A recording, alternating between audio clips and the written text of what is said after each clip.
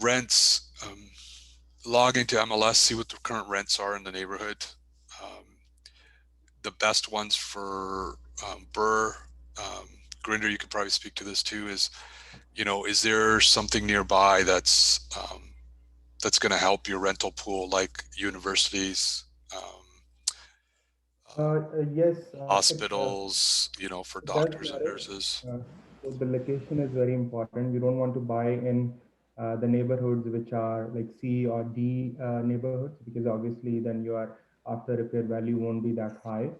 You want to buy a property in a decent neighborhood. I won't say like in a A plus neighborhood, but try to look for like B negative or B neighborhood, Yep. where you will find tenants that are doing maybe like blue collar jobs, right? So anything closer to hospital, closer to a factory, or closer to some employment places, right? Student rentals, I won't suggest it these days because of COVID. Yeah. There is a very high vacancy in student rentals, and you won't find lenders who gonna provide money for student rentals, because banks, they straight up say no when it comes to refinancing a student rental, because they see it a huge risk, Yeah. Yeah. right? Again. Because it's best for student rental is best right now, because one, you will be able to pick up a property at a discounted price, but don't expect to have like cash flow for the next 6 months or a year, Yeah. Yeah. because it's gonna have vacancies.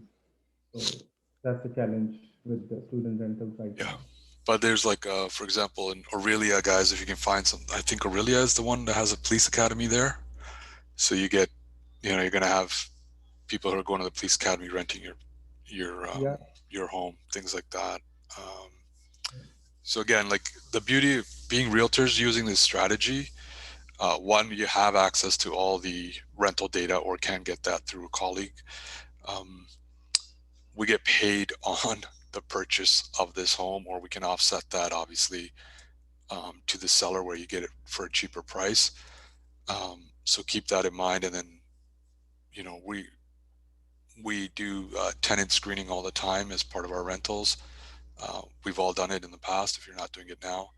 So we can be a little bit more diligent in our screening process and all that stuff. And we don't have to worry about paying anybody outside of the co-op when we're getting people in there. Um, your mortgage, your initial mortgage on the property will be um, either a variable, or maybe you take like a 6-month mortgage. That's going to be a higher interest rate. So you want to keep that in mind as well. Um, and you want to also allocate for your carrying costs before you get people in there. Um, Once you have tenants in, the banks will do appraisals. A lot of them are doing them online right now. This would work against you in today's COVID market on a BRRRR, because you want them to actually see the work you've done. So uh, Grinder mentioned it's about what they can see. So take before and after pictures, put together a portfolio, like a package for your appraiser. If they're not coming to the property, at least you can show them this is what it looked for before, this is what it looks like now, or encourage them to walk through the actual property to do a proper appraisal. Okay. Um,